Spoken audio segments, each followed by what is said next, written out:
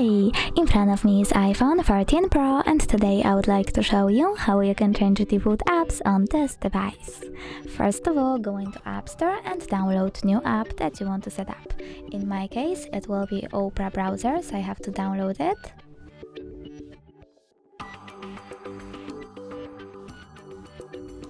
And then go into my device settings.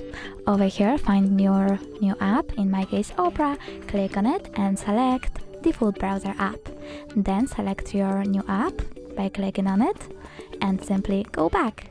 As you can see, my default browser app has changed. Thanks so much for watching. If you enjoyed this video, leave a like, comment and definitely subscribe. Bye!